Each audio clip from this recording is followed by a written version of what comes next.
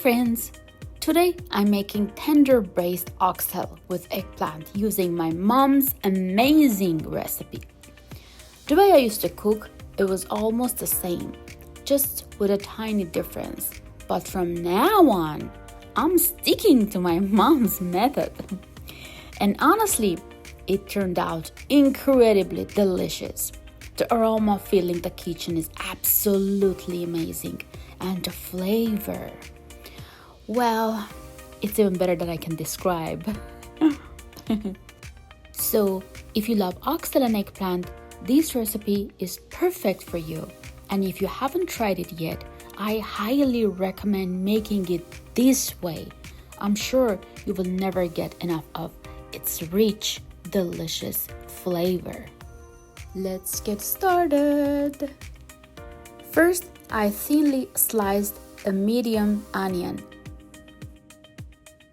First, I soaked the oxtail in salted water for about 30 minutes. Then rinsed it well and add it to the pot. Now I'm adding the onions, keeping the heat on medium and stirring every few minutes so nothing sticks or burns. I'm just sauteing them gently, not browning. I used to cook it a little differently, sauteing the onions in oil first until golden, then adding the meat and lightly browning it before adding water. But I really prefer my mom's method. Here I have 2 bay leaves, some dry tarragon, whole black pepper to taste, and a bit of fresh cilantro.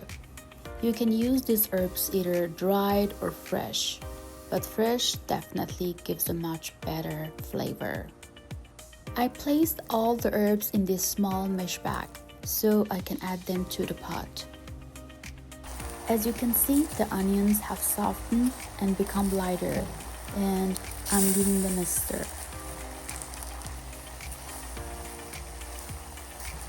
That's enough sauteing for the meat and onions.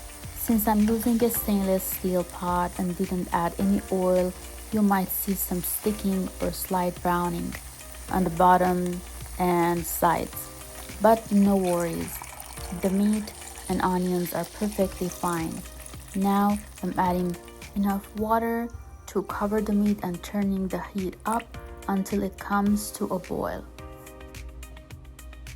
The water has come to a boil, and as you can see, you can skim off the foam from the meat. I'll skip that step this time. Then lower the heat, cover the pot, and let it cook. I'll check on it once the liquid reduced by half. For this dish, try to use like these mini or small firm eggplants. They're naturally sweeter and have little to no seeds, so you can simply cut them in half and keep the slices nice and thick. I couldn't find those this time, so I used 3 long slender eggplants, which turned out thinner, and I had to cut them in half as well. I add some oil to the pan and let it heat up, then arrange the eggplants. I didn't add enough oil at first, so I'm adding a bit more and letting them fry until golden. The eggplants are frying now. The eggplants are done, and I've placed them on paper towels to absorb the excess oil. I check on the meat. Now that the liquid has reduced by half, I add some salt and give it a stir. Then I cover the pot again and let it cook until the meat is fully tender and just a little liquid remains at the bottom. I check the meat with a fork, and as you can see, it's perfectly cooked and nice and tender. I turn off the heat and take the pot off the stove so the liquid doesn't reduce any further. As you can see, I've taken it off the heat, and this is the amount of liquid I wanted to keep to add back into the dish later. Here I have one medium potato. I wash the potatoes, and for this dish, cut the potatoes into thick, long pieces. For the sauce, I washed a few tomatoes to blend and try to choose ripe, soft tomatoes. And here are the blended tomatoes. I add a little oil to the pan, then 1 tablespoon of tomato paste and saute it until the color deepens. Next, I add turmeric. Give it a stir and add a splash of water. Mix it and cover for about a minute. After that, I pour in the blended tomatoes and stir well.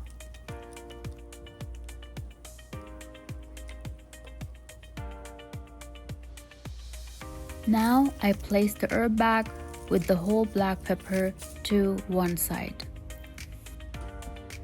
Arrange the potatoes, add the meat, add 1 green bell pepper cut into pieces for extra flavor. I add the paprika sauce my mom made, then arrange the eggplants. I place a few small tomatoes on top. Add a little salt along with the meat broth and those beautiful caramelized onions. Then turn up the heat and let it come to a boil. As you can see and hear, it's bubbling nicely.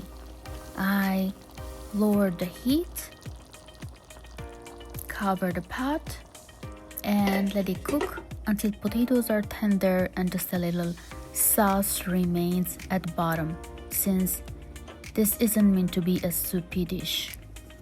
And now my incredibly delicious dish is ready. As you can see, just a little sauce has remained at the bottom and it's ready to serve.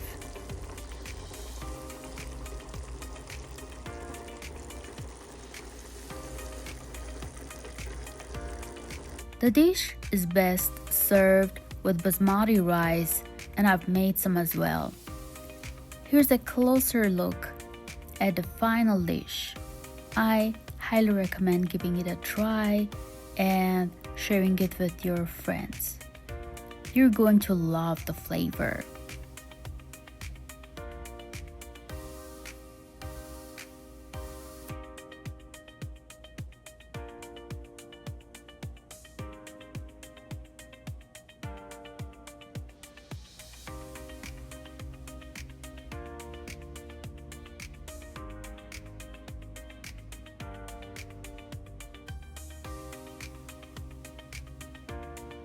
If you enjoyed this video, please like, comment, and subscribe.